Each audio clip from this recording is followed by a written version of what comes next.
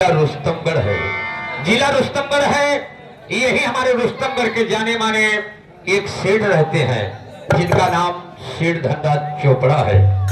मैं तीनों भाई उन्हीं के यहाँ नौकरी करता हूँ, उनकी गुलामी करता हूँ और ड्यूटी देता हूँ। दोस्तों देखिए आप सबके समक्ष कौन पेश हो रहे हैं, आप लोग पर चलीजिए। साथ ही साथ इस संगीत के पहले भाग पर हमारे माननीय महोदय संजय गौतम जी रानीगंज पतरास की सरजमी से आपके समक्ष डुप्लीकेट अमरीशपुरी के रोल में उपस्थित होने जा रहे हैं। ड्यूटी का वक्त हो गया है दोस्तों, देर करना ठीक नहीं है। चलता हूँ ड्यूटी पर, नहीं मार ज्यादा मिलती है, वेतन कम मिलता है। बाम राजा होशियार, बाम राजा होशियार, सेठ धनराज चोपड़ा पधार रहे।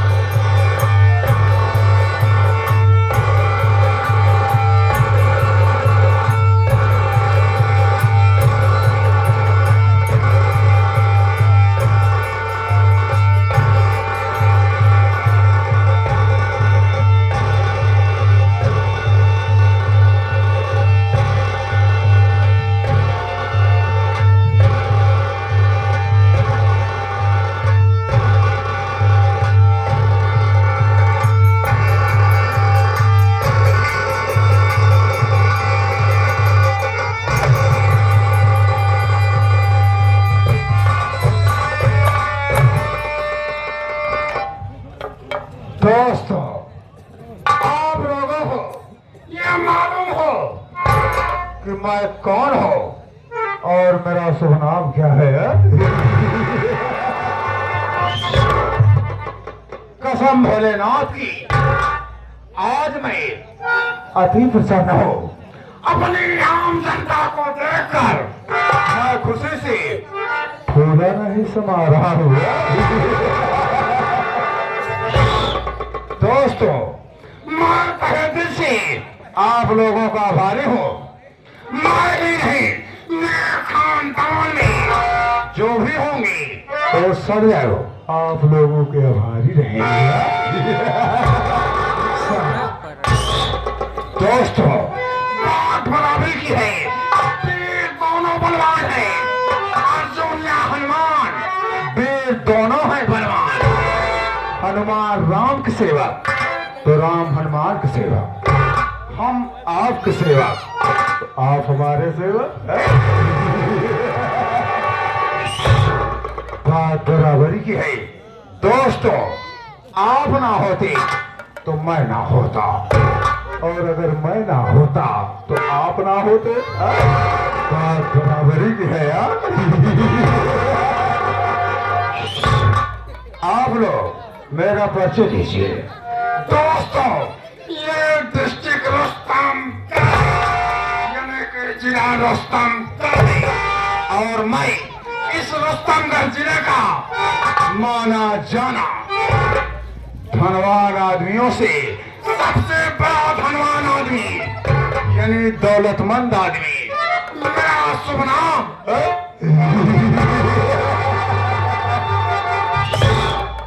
कसम भोलेनाथ की, धनराज चोपड़ा है नाम मेरा, धनराज चोपड़ा है नाम मेरा।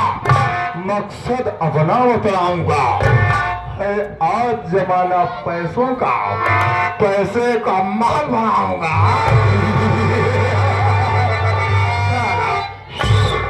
दोस्तों मैं इस रुस्तमगढ़ जिले का बादशाह बनना चाहता हूँ, यानी सबसे बड़ा धनवान आदमी बनना चाहता हूँ।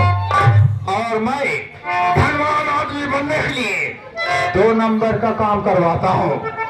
जैसे गांजा, अफीम, कोकीन, चरस, इन सब की तस्करियां करवाता हुआ। यही तक नहीं दोस्तों, मेरे पास कच्ची शराब की 4 भट्टियां चलती हैं।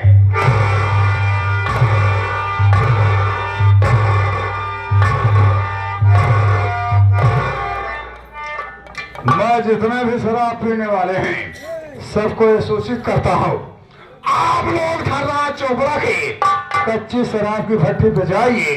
आप लोग ठेके में जाते हैं, 75 रुपए 80 रुपए पौवा दारू पाते हैं ना? आप लोग धर्रा चोपड़ा की कच्ची शराब की भट्टी पे जाइए, आपको 40 रुपया पौवा दारू मिलेगी। और अगर सारा पुलिस का कोई लफड़ा हुआ तो इसको धर्रा चोपड़ा देख लेगा। कसम भोलेनाथ की दोस्तों, यही तो नहीं, मैं धनवान आदमी बनने के लिए इस रुस्तमगढ़ जिले के जितने भी गरीब दुखिया लोग हैं उनके बच्चों को पकड़वा के हरामजादों को उनकी किडनी हम विदेश में भेज देता हूँ। और अगर कोई साला गरीब दुखिया मेरे खिलाफ आवाज उठाने की कोशिश किया तो सीधा मौत के साला जो हमसे दुश्मनी किया हम उसका साबित जीने नहीं दिया। ये मेरा रिकॉर्ड है दोस्तों। मेरे परिवार में केवल 2 सदस्य हैं। पहला मैं स्वयं शेर धर्रा चोपड़ा हूँ और दूसरा मेरा एक लड़का है जिसका नाम विमल चोपड़ा है। इतनी देर हवेली में आए हो गया, कोई नौकर हरामजादा दिखाई नहीं दे रहा है।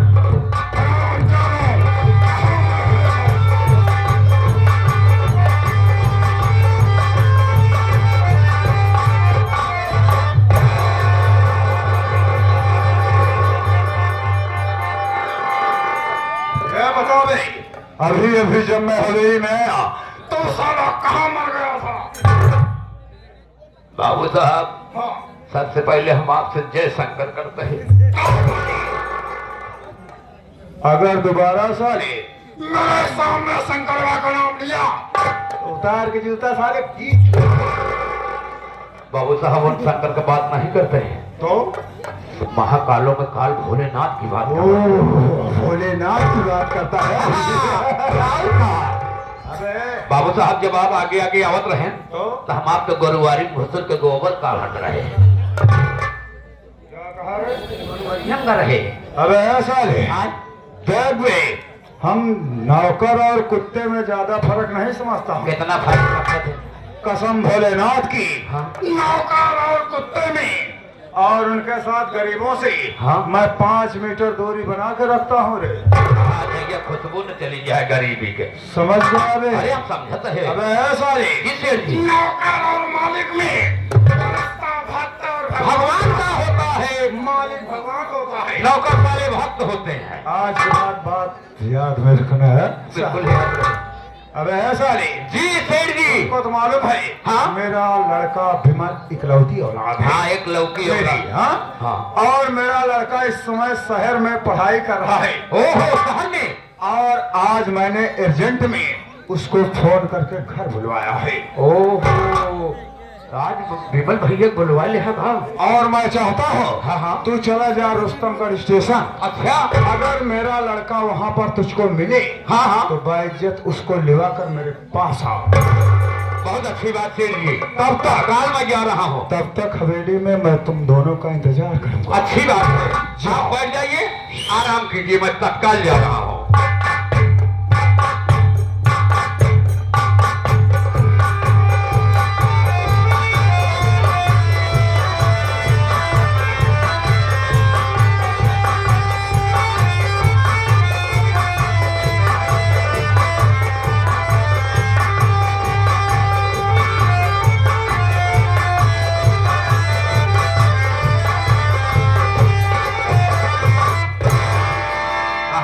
पिछड़ा रहा थे, हम कितना हल्दी हल्दी चलता है या तो पीछे हो चला जाता है।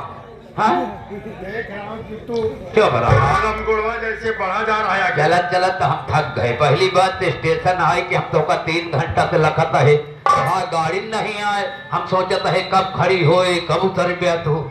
अब तो मिल गया। अब मिल गया है भैया हो। बोलो। चलत चलत हमरे यार भूख लग गए है, चलते ही करूँ नाश्ता उस्ता खा लेते। तू नालायक कहे आज जानता है कहा कि आज एक तो एकादशी है। एकादशी तो खाते नहीं का? एकादशी को अन्न नहीं खाते नालायक। हाँ हाँ और फिर यार पिताजी ने अचानक फोन करके बुलाया। हाँ ये तो बात सही है। कारण का पता नहीं है। हमका बिल्कुल नहीं तुझको पता। बताया है क्या? ना ना ना हमका कहीं जा लिया जावा स्टेशन से। तो फिर तुझको नाश्ते की पड़ी है, वहाँ पिताजी नाराज है। सारी बात छोड़ा। ए भैया बोलो। सामानवा हमारे लिए यहाँ जो तो का फोन बताए रहे। क्या बताया था? अरे यार तू भूल गया था का? तू पढ़त लिखा था ये पढ़त लिखा था। देखो यार देता है फोन करके बताए हमका तो चट्टी लेता आया ले आया। नालायक, हाँ तुझको चड्डी और लंगोटे की पड़ी है। तब वहाँ पिताजी पता नहीं नाराज है कि खुश है। देर दिन का पहले चल के उनका मूड देखेंगे। नाराज नहीं चल मेरे साथ। खुशी है बहुत। आओ।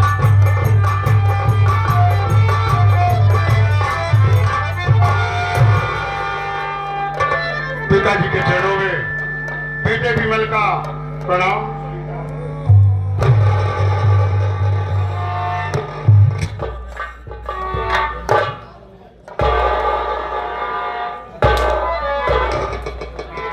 विमल बेटे, पिताजी तुम शहर से वापिस आ गए। जी हाँ। ये बताओ बेटी, रास्ते में किसी तरह की कोई दिक्कत, कोई परेशानी, कोई तकलीफ तो नहीं हुई तुम्हें? पिताजी मुझे रास्ते में आने में किसी तरह की कोई दिक्कत, कोई परेशानी नहीं हाँ हुई। ये बताओ बेटे, तुम्हारी पढ़ाई कैसी चल रही थी? पिताजी पढ़ाई का भी समाचार लगभग ठीक चल रहा है। ठीक चलना ही चाहिए, क्योंकि हर हफ्ते तुम मुझसे 10,000 रुपए जो लेता है। क्यों नहीं? लेकिन पिताजी पिताजी सारी बातों को छोड़िए। तो आज मैं आपसे अगर आ गया हूं तो कुछ जानना चाहता हूं, कहना चाहता हूं। अरे बेटे विमल, तू तो मेरी इकलौती औलाद है। जो कुछ मेरा है सो तेरा है। बेटे शौक से कहो, तुम अपने बाप से क्या कहना चाहते हो? बोलो। बढ़ जाइए पिताजी, मैं क्या कहना चाहता हूँ मेरी बोलो बात बेटा। सुनिए।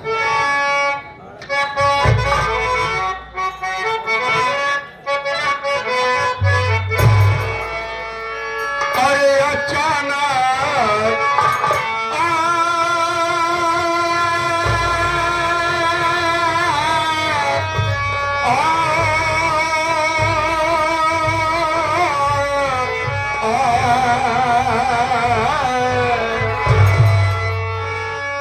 अरे अचानक पिता फोन कर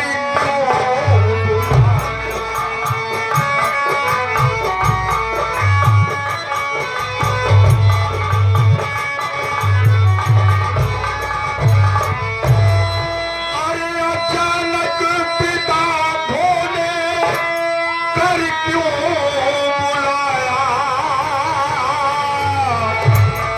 अरे नहीं माँ जरा कुछ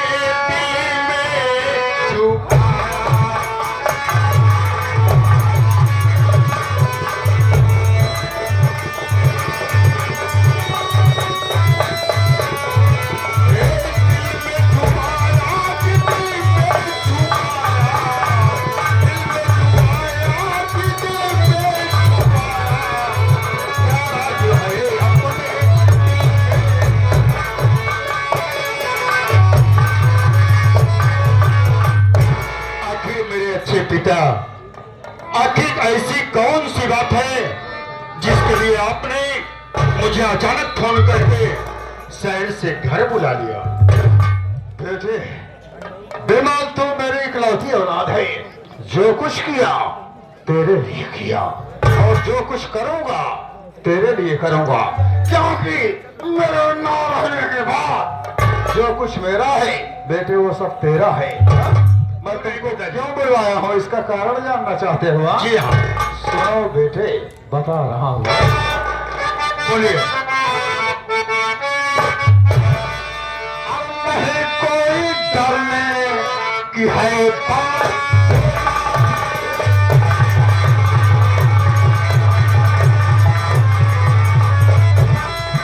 नहीं कोई डरने की है बात बेटा, और सजाने मुझे तेरी बारात।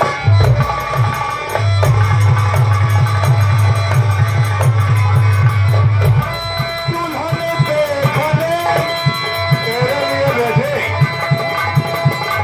दुल्हन देखने कल हम दोनों चलेंगे, दुल्हन देखने कल हम दोनों चलेंगे, और आज नहीं बस यही बात।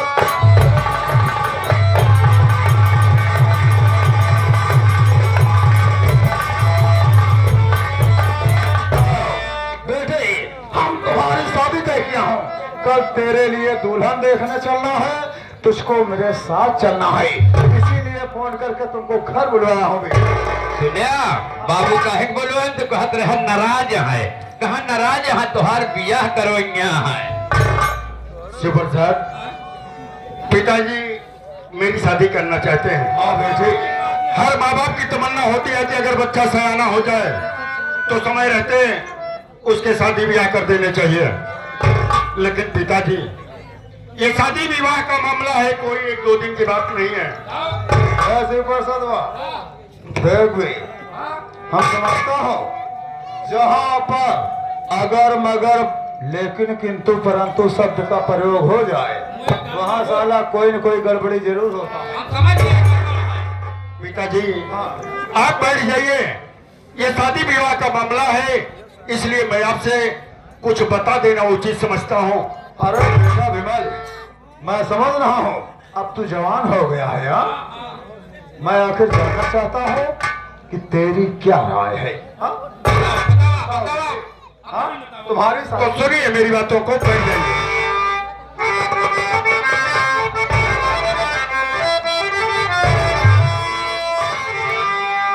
शादी की चिंता करिए अरे पिताजी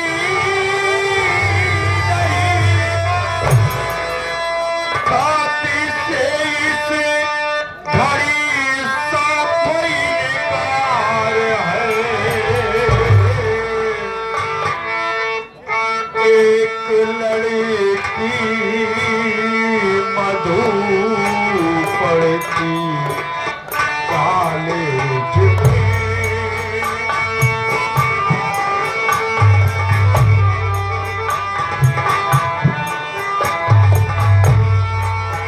एक लड़की मधु पड़ती कॉलेज में, हो गया सच में उससे मुझे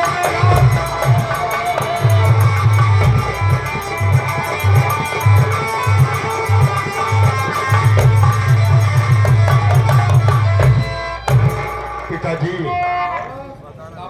गलतियां माफ हो। पिताजी जिस कॉलेज में मैं पढ़ता हूँ उसी कॉलेज की पढ़ने वाली एक लड़की मधु, जिससे मुझे प्यार हो गया है, आगे मैं शादी करूंगा। क्या रे? 1000 रुपया हफ्ता। ये तभी तो मैं समझू। हाँ, 10,000 कहाँ जा? लड़का कौन सी पढ़ाई कर रहा है रामचौदा? हर हफ्ता 10,000। हर हफ्ते 10,000 रुपए हमसे लेता है। यह पढ़त रहे जीवन रिजल्टवा सुनाए ने भाई। ए, रामचौदा वहाँ जाके लौंडिया ही कर रहा था। लौंडिया करते हैं का हो? यह पढ़ाई करता है तू लौंडिया। हट बे। ए विमलवा, देख मैं तेरा बाप हूँ, मानता हूँ कि जवानी में अक्सर नौजवानों से छोटी मोटी नादानियां हो जाए। बेटे तू मेरी इकलौती औलाद है। देख जो कुछ हुआ उसे बुरा सपना समझ के भूल जा, और जो तेरा बाप कह रहा है उस पे ध्यान दो।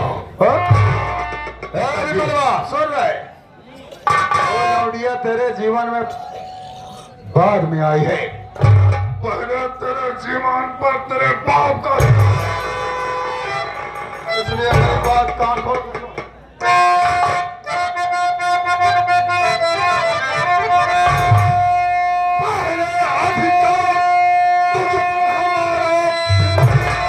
पहले अधिकार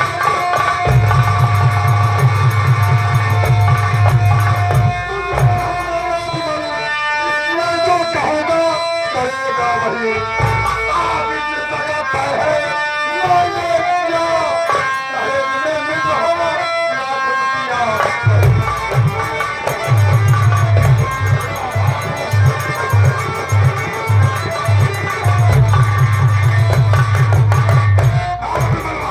हम जहाँ तेरी शादी तय का हूँ वहाँ पर मुझे दहेज में 1 लाख रुपया मिलेगा, तुझे 4 चक्का की गाड़ी मिलेगी, सोने की चैन अंगूठी मिलेगी, नई नई दुल्हन मिलेगी।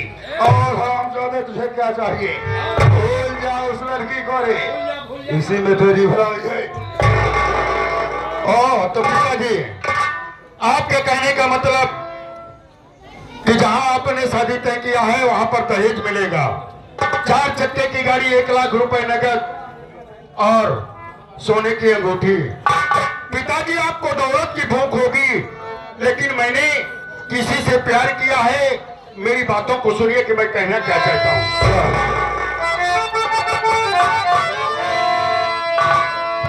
अरे जाने चाहे पिता चाहे, अरे मेरी गली। हाँ पिताजी मेरी बातों को सुनिए।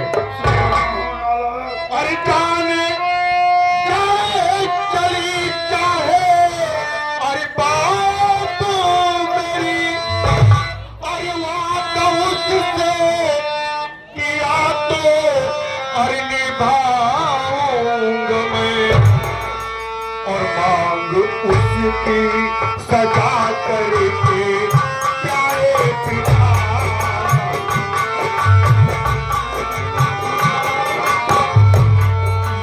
उसकी सजा करके प्यारे पिता, एक दिन उसको दुल्हनिया बनाऊंगा।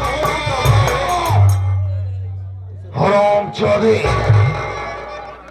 तेरी इतनी भारी मजाल अपने बाप के सामने ऊंची आवाज में बात करता है। चला है अंडा मुर्गी को समझाने। ये अगर हमारे परम आदरणीय श्री राकेश प्रधान जी, जो नौगस्ता ग्राम सभा के प्रधान जी, हमारे राकेश जी की ओर से सीन एवं संगीत को देखते हुए 11 रुपए का पुरस्कार पार्टी की ओर से। धन्यवाद। मेरी बात सुन, तू मेरा रखाही होता तो जो मैं इस दुनिया में जिंदा नहीं होता। पिताजी मेरी बात सुन,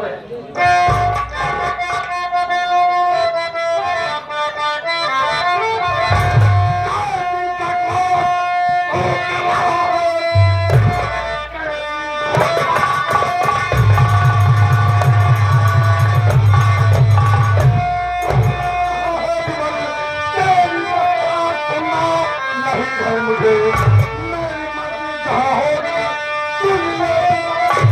बस नहीं साबित करने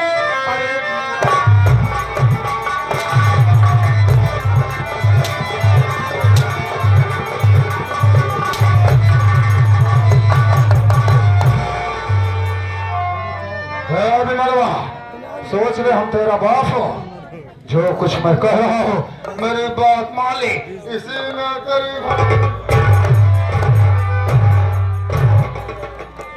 पिताजी आप सही कह रहे हैं, आप मेरे पिता हैं, आप मेरे ऊपर आपका पूरा अधिकार है। लेकिन पिताजी अगर बात सिर्फ प्यार तक होती तो हम उनकी बातों को जरूर मान लेते, लेकिन पिताजी आप नहीं जानते कि मेरा प्यार सिर्फ प्यार नहीं है, बल्कि उस लड़की मधु की कोख में मेरा खून पड़ रहा है। मैंने साथ साथ जीने मरने की कसमें खाई है और अपने वादे से मैं कभी मुकर नहीं सकता। शेर जी बात यहाँ तक पहुँच गई, अब तो बाबा बने वाला। अरे सर हाय देख, विमल मेरी इकलौती औलाद है कैसे कर पे और जीत कर अड़ कर रहा है। 10,000 रुपये पानी में गए अगर विमल की जीत पूरी नहीं करता हो, तब गए। अगर क्रोध में, हाँ आवेश में आकर कोई गलत कदम उठा लिया, तब वो गलत हुई तो है। इसको कौन भुगतेगा रे? बात सही है, तुम्हारे पास एक कड़ी लड़कियां, एक कड़ी लड़कियां बतावा ये ना मर कोई बात नहीं, तब हम दिमाग से काम करूंगा। दिमाग। विमल बेटे, विमल इधर आ। देख पिताजी, जो कुछ किया तेरे लिए किया और जो कुछ करूंगा तेरे लिए करूंगा। अगर तेरी यही ख्वाहिश है कि तेरी शादी उसी लड़की के साथ हो, तो जल्द से जल्द हमको बताओ किस गांव की रहने वाली है और उस लड़की का क्या नाम है, किस खानदान से ताल्लुकात रखती है। हम तुम्हारी शादी तय करवा दें। हाँ, तो पिताजी अब आए आप सही जगह पे हो। पिताजी आप जानना चाहते हो कुछ लड़की का नाम क्या है, कहाँ की रहने वाली है? पिताजी वो लड़की कहीं बाहर की नहीं है, तो कहाँ की है? इसी अपने रियासत के अंदर आपने भोला किसान का नाम सुना होगा।